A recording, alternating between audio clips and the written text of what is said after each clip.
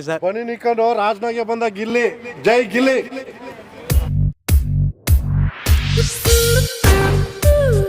ಶ್ರೀಗೌಡರಲ್ಲಿ ಯಾವ ಗುಣ ಇಷ್ಟ ಆಗಲ್ಲ ನಿಮಗೆ?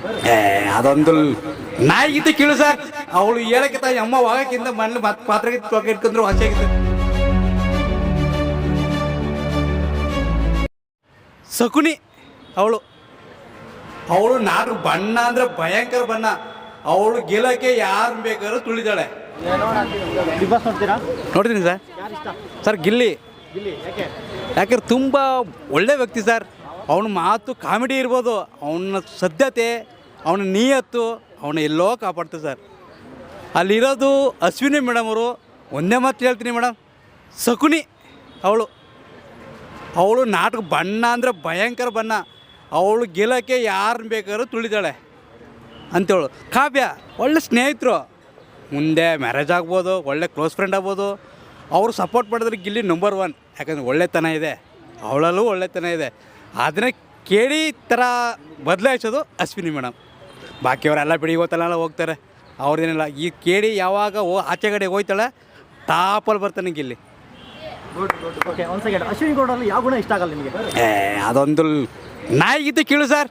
ಅವಳು ಹೇಳಕ್ಕೆ ತಾಯಿ ಅಮ್ಮ ವಾಗಕ್ಕಿಂತ ಮಣ್ಣು ಪಾತ್ರೆಗೆ ಇಟ್ಕೊಂಡ್ರು ಆಸೆಯಾಗಿತ್ತು ನನಗೆ. ಅವಳು ಒಂಥರ ಕೇಪರ್ ಶಕುನಿ ಅಂತ ಹೇಳಿದ್ನಲ್ಲ ಸರ್, ಇಬ್ಬಂದಿ ಆಟ ಜಾಸ್ತಿ. ಅವ್ರು ಇವ್ರು ತಂದಾಕು ನಾನು ಮುಂದೆಗೆ ಬರಬೇಕು, ಯಾರು ಬೇಕಾದ್ರೂ ತುಳಿಬೇಕು ಅಂತ ಆಸೆ ಪಡೋದು ಜಾಸ್ತಿ. ಅವಳು ನಾನು ಬೆಳೆಯಬೇಕು ಮುಂದೆ ಅನ್ನೋದು ಆಸೆ.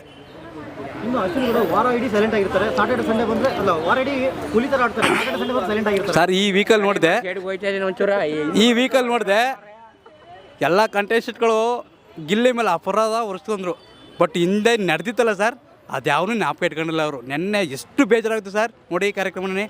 ಸುದೀಪರು ಕೂಡ ಅವ್ರು ಸೈಲೆಂಟ್ ಆಗ್ಬಿಟ್ರು ಇದನ್ನ ಇವ್ರನ್ನೆಲ್ಲ ಕೇಳ್ದಕ್ಕೆ. ಅಶ್ವಿನಿ ಕೂಡ ನೆನ್ನೆ ಇಲ್ದದನ್ನೆಲ್ಲ ಹೇಳಿದ್ಲು. ಅವ್ರು ನಿನ್ನ ಆಗಿದ್ರೆ ಗೆಲ್ತಾರೆ ಅಂತ ಕನ್ಫರ್ಮ್ ಅವ್ರಿಗೆ ಗೊತ್ತಿಲ್ಲ. ಗಿಲ್ಲಿ ಗೆಲ್ತಾರೆ ಅಂತ ಅವ್ರಿಗೆ ಕನ್ಫರ್ಮ್ ಗೊತ್ತಾಗ್ಬಿಟ್ಟಿದೆ.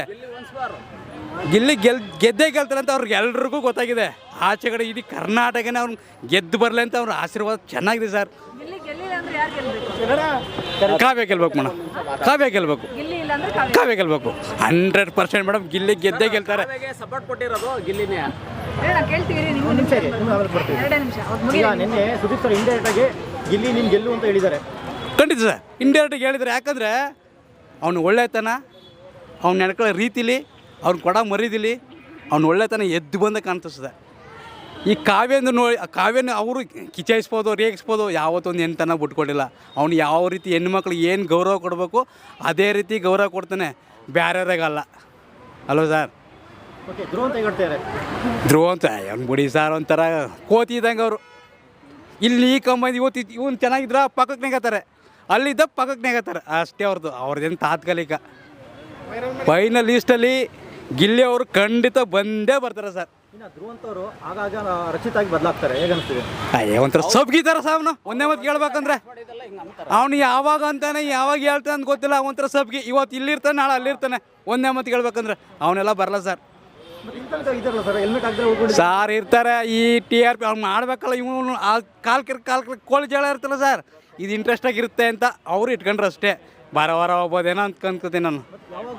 ಅಶ್ವಿನಿ ಮತ್ತೆ ಧ್ರುವಂತ ಒಟ್ಟಾಗಿ ಗಿಲ್ಲಿ ಮೇಲೆ ಜಗಳಕ್ಕೆ ಹೋಗ್ತಾರೆ, ಹೇಗನ್ನಿಸ್ತಿದೆ? ಅದೇ ಮುಂದಕ್ಕೆ ಬರ್ತಾನಲ್ಲ ಗಿಲ್ಲಿ ಗೆದ್ಬಿಟ್ರೆ ನಾವು ಗೆಲ್ಬೇಕಂತ ಅವ್ರು ಪಾಠ ಗಿಲ್ಲಿಗೆ ಬಿಟ್ಕೊಡ್ಬಾರ್ದು ಚಾನ್ಸ. ಅವ್ರಿಗೆ ಗೊತ್ತಾಗ್ಬಿಟ್ಟಿದೆ. ಯಾಕಂದರೆ ಬಂದ ಫ್ಯಾಮಿಲಿಗಳೆಲ್ಲ ಗಿಲ್ಲಿಗೆ ಸಪೋರ್ಟ್ ಮಾಡಿದ್ರು ಹೊರತು ಅಶ್ವಿನಿಗೆ ಸಪೋರ್ಟ್ ಮಾಡಿಲ್ಲ.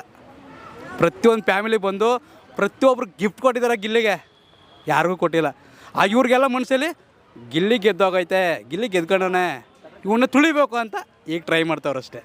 ಗಿಲ್ಲಿಯವರ ಅಪ್ಪ ಬಂದ್ಬಿಟ್ಟು ಗಿಲ್ಲಿಗೆ ಬ್ರಾಸ್ಲೆಟ್ ಕೊಡ್ತಾರೆ, ಅದನ್ನ ನಿನ್ನೆ ಗಿಲ್ಲಿ ಕಾವ್ಯರಪ್ಪ ಸರ್, ಕಾವ್ಯರಪ್ಪ ಕೊಟ್ಟಿರೋದು ಅಂತ ಹೇಳ್ತಿದ್ದಾರೆ, ಹೇಗನ್ನಿಸ್ತಿದೆ ಸರ್? ಒಂದು ಮಾನವೀಯತೆಯಿಂದ ಕೊಟ್ಟಿರೋದು ಸರ್, ಅದನ್ನು ತಪ್ಪ ತಿಳ್ಕೊಬಾರ್ದು.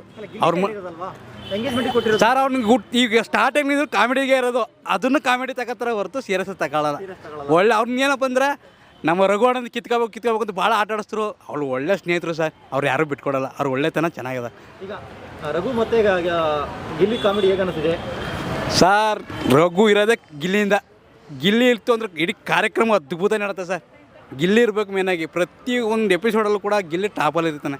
ಇದ್ದೇ ಅವನೇ, ಇನ್ನು ಮುಂದೆ ಗೆಲ್ಲೋದೇ ಅವನೇ ಸರ್. ಸರ್ ಅದು ಒಂಥರ ಮಗು ಸರ್. ಒಂದೇ ಮಾತು ಕೇಳ್ಬೇಕಾದ್ರೆ ಮಗು. ಈಗ ಮಾತಾಡೋದು ಇನ್ನೊಂದು ಸೆಕೆಂಡ್ ಗೊತ್ತಾಗಲ್ಲ, ಅದು ಮಗು ಥರ. ಅದು ಏನು ಮಾತಾಡ್ತೀರಿ ಅದು ಒಂದೇ ಅರ್ಥವಾಗಲ್ಲ. ಒಂದ್ಸತಿ ನನಗೆ ಅರ್ಥವಾಗಲ್ಲ ಅವ್ರು ಮಾತಾಡೋದೆ.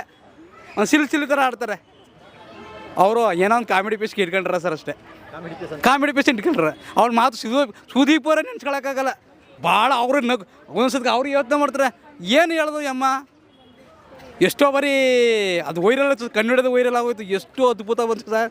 ಅವ್ರು ಸುದೀಪ್ ಅವ್ರು ತಡ್ಕೊಳಕ್ಕಲ್ಲ ಅಷ್ಟೊಂದು ಖುಷಿ ಪಟ್ಟರು ಸರ್ ಅದೊಂದು ಎಪಿಸೋಡಲ್ಲಿ. ಟಾಪ್ 5 ಯಾರು ಬರ್ತಾರೆ?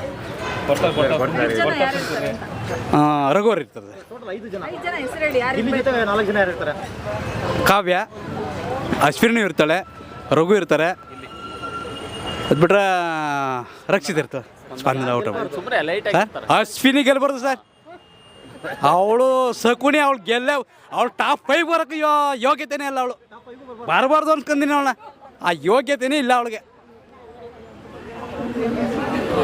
ಯಾಕೆ ಸರ್ ಅಷ್ಟೊಂದು ಪ್ರೆಸ್ಟೇಷನ್ ಆಗಿದೆ ಅವ್ರ ಮೇಲೆ? ಸರ್ ನಿಯತ್ತಾಗಿ ಆಟಾಡ್ಬೇಕು ಸರ್. ಅವ್ರ ಮಾತಿತ್ರ ಬರೀ ಬೇರೆ ಬೇರೆ ಮಾತು, ಯಾರು ಅವ್ರ ಅಮ್ಮನ್ನ ಅವ್ರ ಅಕ್ಕ ಏನೋ ಇವ್ರು ಅಂದ್ಬಿಡ್ತಾಳೆ, ಆಮೇಲೆ ಸೆಕೆಂಡು ಇವಳೇ ಸಮಾಧಾನ ಮಾಡೋಕೆ ಹೋಯ್ತಾಳೆ. ಆ ಥರ ಕೆಲಸ ಮಾಡೋಕೆ ಹೋಗ್ಬಾರ್ದು ಸರ್. ನಿಯತ್ತಾಗಿ ಆಡ್ಬೇಕು. ಎಷ್ಟು ಕಾಮಿಡಿಯಾಗಿ ಆಡ್ತಾನೆ. ಆಮೇಲೆ ಅವರು ದಕ್ಷ ತೋರಿಸ್ಕೊತಾರೆ ಕಾವ್ಯ ಅವರು, ಬೇರೆಯವ್ರು ಆಗಲ್ಲ. ಗಿಲ್ಲಿ ಸಾದಾ ಮನುಷ್ಯ, ಮಂಡ್ಯದ ಚಡ್ಡಿ ಹಾಕೋದು ನಡತ್ತಾನೆ, ಬರೀ ನಿಕ್ಕೊಂಡು ನಡತ್ತಾನೆ. ಅವ್ರಿಗೆ ದಕ್ಷ ತೋರಿಸ್ಕೊಳ್ಳಲ್ಲ ಸರ್. ಬಡವನ ಮಗ ಗೆಲ್ಲಿ ಮುಂದಕ್ಕೆ ಬರಲಿ ಸರ್. ಬನ್ನಿ ನಿಂತ್ಕೊಂಡು ರಾಜನಾಗೆ ಬಂದ ಗಿಲ್ಲಿ, ಜೈ ಗಿಲ್ಲಿ. ನಿಮ್ಗೆ ಯಾರು ಇಷ್ಟ? ಸರ್ ಇದು ಗಿಲ್ಲಿ ಅವರು ಕಾವ್ಯನ ಯಾವುದೇ ಕಾರಣಕ್ಕೂ ಬಿಟ್ಕೊಟ್ಟೇ ಇಲ್ಲ. ಅದೇ ಕಾವ್ಯ ಅವರು ಗಿಲ್ಲಿನ ಬಿಟ್ಕೊಟ್ಟಿದ್ದಾರೆ. ಎಲ್ಲಿ ಟಾಸ್ಕ್ ಅಂತ ಬಂದಾಗ ಆ ಟಾಸ್ಕ್ ವಿಚಾರದಲ್ಲಿ ಕೆಲವು ಸಾರಿ ಅವ್ರಿಗೆ ಇದು ನ್ಯಾಮಿನೇಟ್ ಮಾಡೋ ಸಂದರ್ಭಗಳಲ್ಲಿ ಗಿಲ್ಲಿಯವ್ರನ್ನ ಜಾಸ್ತಿ ಬಿಟ್ಕೊಟ್ಟಿರೋದಂಥದ್ದು ಕಾವ್ಯ. ಆಮೇಲೆ ಇನ್ನೊಂದು ಗಿಲ್ಲಿಯವರು ಆ ಎಮ್ಮನ್ನು ಇಲ್ಲಿ ಗಂಟೆ ಬಿಟ್ಕೊಟ್ಟೇ ಇಲ್ಲ.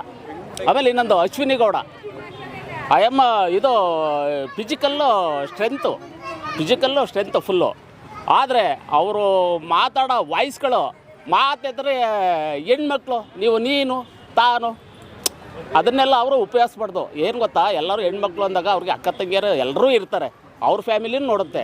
ಅದೇ ಅಶ್ವಿನಿ ಗೌಡ ಅವ್ರ ತಾಯಿ ಬಂದಾಗ ಗಿಲ್ಲಿಯವ್ರನ್ನ ಅಳಿಯ ಅನ್ನೋ ಮಟ್ಟಕ್ಕೆ ಸ್ವೀಕಾರ ಮಾಡಿದ್ರು. ಆಮೇಲೆ ನಿನಗೆ ಓಟ್ ಹಾಕ್ತಿದೆ ಅನ್ನೋ ಮಟ್ಟಕ್ಕೆ ಹೇಳಿದ್ರು ಅವ್ರಿಗೆ. ಆಮೇಲೆ ಇನ್ನೊಂದು ಅವರು ಇದು ಒಂದು ಕ್ಯಾಪ್ಟನ್ ಆಗಬೇಕಾದ್ರೆ ಅಶ್ವಿನಿ ಗೌಡ ಅವ್ರ ತಾಯಿನೂ ಕೂಡ ಅವ್ರನ್ನ ಒಂದು ಫೋಟೋನ ನಾಮಿನೇಷನ್ ಮಾಡ್ತಾರೆ. ಯಾಕೆಂದರೆ ಗಿಲ್ಲಿಯವ್ರು ಗೆಲ್ಲಬೇಕು, ಇವ್ರು ಯಾವ ಥರ ಕ್ಯಾಪ್ಟನ್ ಆದಾಗ ಟಾಸ್ಕನ್ನು ಇದು ಮಾಡ್ತಾರೆ ಅನ್ನೋ ಮಟ್ಟಕ್ಕೆ ಅವ್ರು ಮಾಡ್ತಾರೆ. ಅಂದರೆ ಧ್ರುವಂತ ಏನು ಅಂತಂದರೆ ಆ ರಕ್ಷಿತಾ, ಆ ಪಾಪ ಅವರು ಒಂದು 24 ಏಜ್ ಆಗಿರ್ಬೋದು, ಬಟ್ ಅಂದರೆ ಇನ್ನೊಂದು ಆದರೆ ಮೆಂಟಲಿ ಚೆನ್ನಾಗೈತೆ ಅವ್ರಿಗೆ ರಕ್ಷಿತಾ. ಆಮೇಲೆ ಅವರು ರಕ್ಷಿತಾ ತೆಗೆದು ಹಾಸಿಗೆಯಲ್ಲಿ ಎಸಿತಾರೆ. ಎಲ್ಲಿ ಇವ್ರಿಗೆ ಓನಾಗಿ ಒಂದು ಟಾಸ್ಕ್ ಕೊಡ್ತಾರೆ. ಏನಂತ ಇವ್ರನ್ನ ಏನೋ ಒಂದು ಹೊರಗಡೆ ಕಳಿಸೋರೆ ಅನ್ನೋ ಮಟ್ಟಕ್ಕೆ ತಿಳ್ಕೊಂಡಿರ್ತಾರೆ. ಇವರು ಈ ಜಾಗದಲ್ಲಿ ತಿಳ್ಕೊಂಡಿರ್ತಾರೆ, ಬಟ್ ಅವರು ಅಲ್ಲಿ ಕೂತ್ಕೊಂಡು ಅವರೇ ಟಾಸ್ಕ್ ಕೊಡ್ತಾ ಇರ್ತಾರೆ. ಯಾರೋ ರಕ್ಷಿತಾ, ಧ್ರುವಂತು ಅವರೇ ಕೊಡ್ತಾ ಇರ್ತಾರೆ. ಆಮೇಲೆ ರಕ್ಷಿತಾ ನೀನೇನು ಬಿಗ್ ಬಾಸ್ ಅಲ್ಲ ಜಡ್ಜ್ ಅಲ್ಲ ಅಂತ ಹೇಳುತ್ತೆ. ಯಾರೋ ರಕ್ಷಿತಾ ನೀವೇನು ಬಿಗ್ ಬಾಸ್ ಅಲ್ಲ, ನೀವೇನು ಜಡ್ಜ್ ಅಲ್ಲ ಅಂತ ವಾದ ಮಾಡುತ್ತೆ. ಅಂದರೆ ಧ್ರುವಂತ ಏನು ಅಂತಂದರೆ ಅವರು ಏನು ಗೊತ್ತಾ, ಅವರು